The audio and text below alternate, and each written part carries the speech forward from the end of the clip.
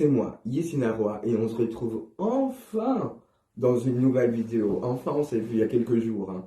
C'est le deuxième épisode de Tu sais quoi, frère? Avant tout, encore courage à tous les étudiants en blocus. On lâche rien. Allez, on lâche rien dans quelques semaines, voire la semaine prochaine. Il faut driller, là, il faut driller. C'est pourquoi, si tu as vu dans le titre, on va parler du deuxième et troisième chapitre qui vont porter sur l'attention et la mémoire. On va rentrer directement dans le vif du sujet. Est-ce que tu es prêt? Parce que moi je le suis, hein. Tu sais quoi? Moi j'ai sorti là encore ma petite farde rose. Un autre facteur qui influence donc la perception, c'est l'intention. Commencez-le. Tu sais quoi, frère? On va commencer mollo. C'est quoi vraiment l'intention? C'est un concept compliqué car il peut différer en fonction du concept de la phrase. Mais il fait référence à la concentration, la focalisation, l'imitation des capacités et l'automatisation d'une tâche en faisant une autre. Maintenant, on va se baser sur deux métaphores de l'attention. La première métaphore est l'intention est un filtre. Elle a été conçue comme processus mental qui filtre les informations transmises par nos sens. C'est quoi, frère? C'est un peu comme, tu vois un cube en 3D transparent que tu peux voir deux perspectives de vue. Celle du dessus, celle du côté. Ça dépend de quel endroit tu vois le cube transparent, mais tu vois genre. La deuxième métaphore est l'intention et de l'énergie. C'est une énergie mentale limitée qui fournit de l'énergie à notre système mental. Frère, c'est un petit peu comme notre carburant qui alimente notre système mental. Seulement que là, c'est un carburant gratuit, qui sera toujours gratuit, peu importe une guerre ou autre. Maintenant, frère, on va séparer l'intention en deux termes, et puis on va développer ces deux termes. Le premier terme, c'est l'intention sélective, et le deuxième terme est l'intention divisée. Dans l'intention sélective, il y a plusieurs flux d'informations, mais on va traiter seulement une seule information par un flux. Et dans l'attention divisée, on fait attention à plusieurs sources d'informations simultanées de l'attention. L'orientation de l'attention représente le besoin de se focaliser sur une information bien précise. On ne peut pas écouter plusieurs informations en même temps. C'est pourquoi on va rediriger notre intention. Il existe deux orientations. L'orientation exogène et l'orientation endogène. Dans l'orientation exogène, c'est une orientation de l'intention de l'extérieur sur un stimulus qui va attirer notre attention. Elle est rapide et elle interrompt l'activité intentionnelle. Ensuite, il y a l'orientation endogène. Dans l'orientation endogène, elle est une orientation de l'attention volontaire sur un stimulus qu'on va choisir. Mais il existe aussi l'intention transitoire et soutenue. La transitoire est liée à l'exogène et la soutenue est liée à l'endogène.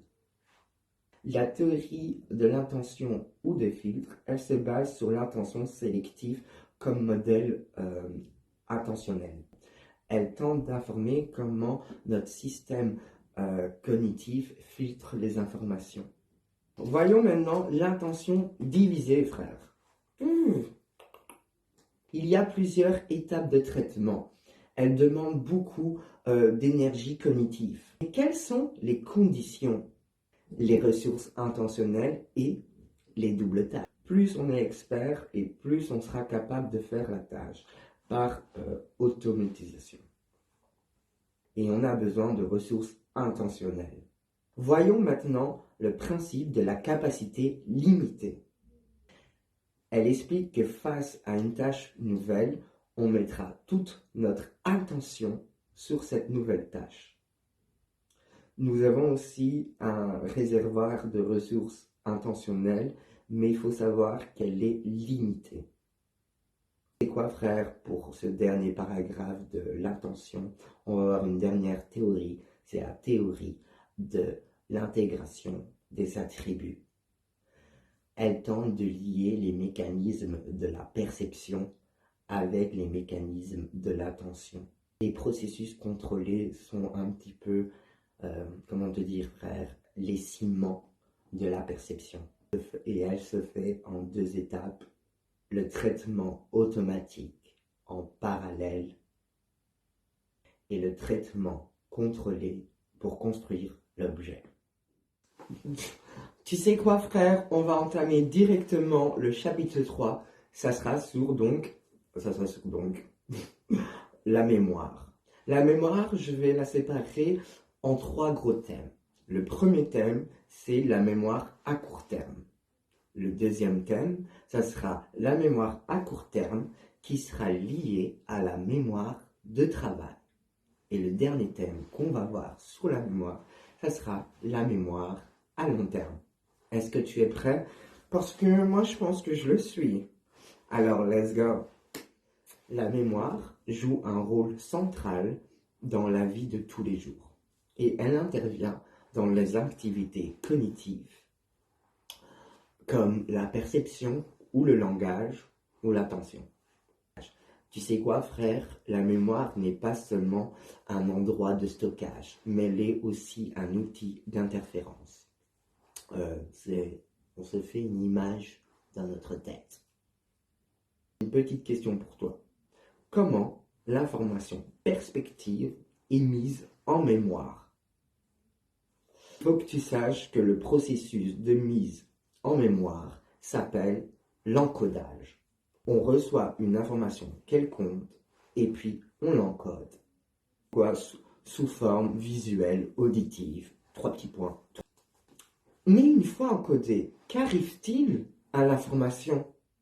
Il faut que tu saches que certaines informations seront oubliées. Comme par exemple quand tu parles et que tu as oublié un mot et il est au bout de ta langue. Ah oui, et mais t'arrives pas à le dire parce que, mais il est là.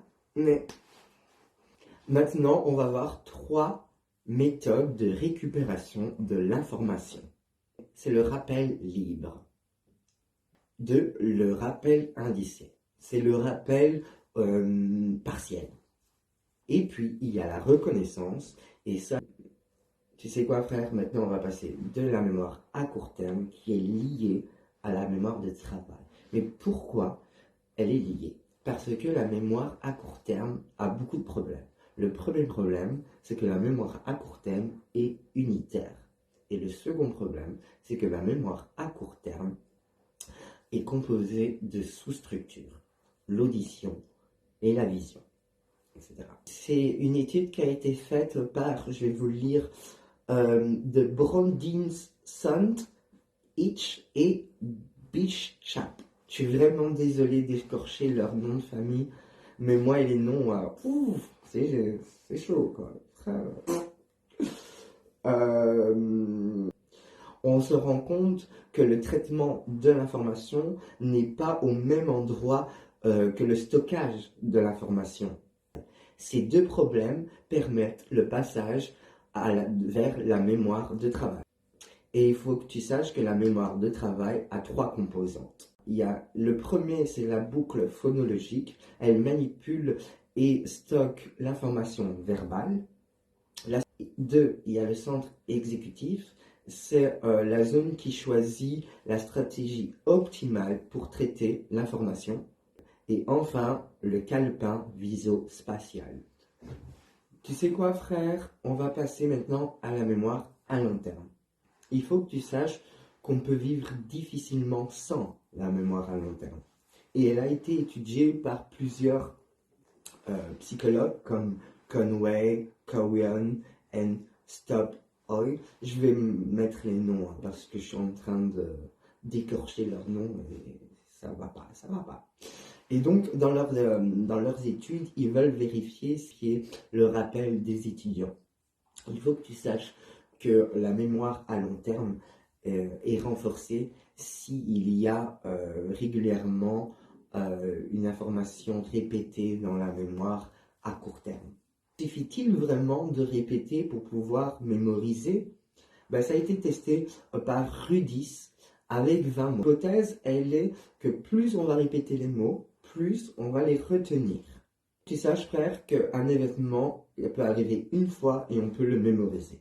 Inversement, il y a des événements qui peuvent arriver plusieurs fois au fur et à mesure de ta vie, mais que tu ne vas pas les mémoriser. Il n'y a pas de répétition. On fait quoi alors? Il existe le concept de profondeur de traitement. 2 efforts mentaux déployés pour pouvoir traiter quelque chose qui est dans la mémoire à long terme, comme le traitement superficiel. Par exemple, frère, on va traiter les caractères physiques, un stimulus. Traitement en profondeur. Lui, il traite la sémantique du stimulus. Par exemple, le champ lexical. Il faut que tu saches que le traitement en profondeur fait rentrer l'information plus rapidement et plus facilement dans la mémoire à long terme.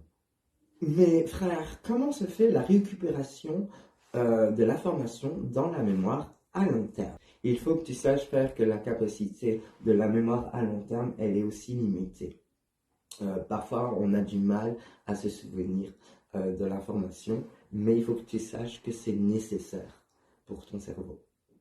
La récupération de l'information est souvent automatique. Mais il faut que tu saches qu'il risque un surplus d'informations inné entre la récupération automatique et la récupération à l'effort est essentiel. Sache que le rappel est meilleur si le contexte de l'apprentissage est le même. Terminer sur a-t-il plusieurs types de... J'ai oublié le mot.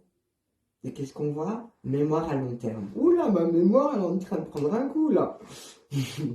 Y a-t-il plusieurs types de mémoire à long terme? Mais bien sûr. Il existe 2 mémoires à long terme.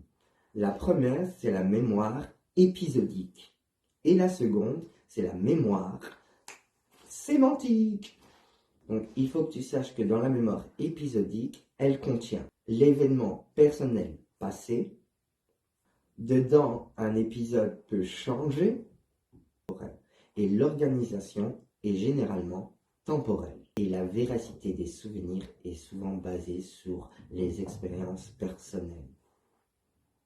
Pour la mémoire sémantique, on contient les concepts, les règles, les connaissances générales.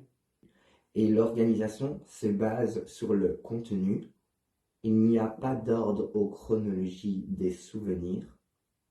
Et la mémoire sémantique nous permet de faire des interférences. Oh! Avant de nous quitter, il faut que tu saches aussi qu'il y a le traitement de l'information. Donc, le trio perception, attention et mémoire sont liés. Aucune des instances cognitives peut fonctionner sans l'autre. On ne peut pas percevoir sans mémoriser et sans attention. L'idée qu'il faille s'intéresser au processus cognitif pour comprendre la vie mentale, frère, est égal, c'est difficile. Wow. Oh, c'est déjà la fin de la vidéo, les amis. Ça passe si vite. J'espère que tu aimais déjà ce premier cours de la psychologie cognitive, neuropsychologique et psycholinguistique. On verra la semaine prochaine un nouveau cours qui sera les courants de la pensée. Ce sera beaucoup plus historique, on va dire. Merci d'avoir regardé cette vidéo, merci de m'avoir soutenu et je te dis à bientôt et je te souhaite une bonne journée ou une bonne soirée. Je ne sais toujours pas à quel moment tu vas regarder cette vidéo, mais je t'embrasse très fort. Et passe un bon week-end parce que je mets cette vidéo pour le week-end. Je t'embrasse. Bisous.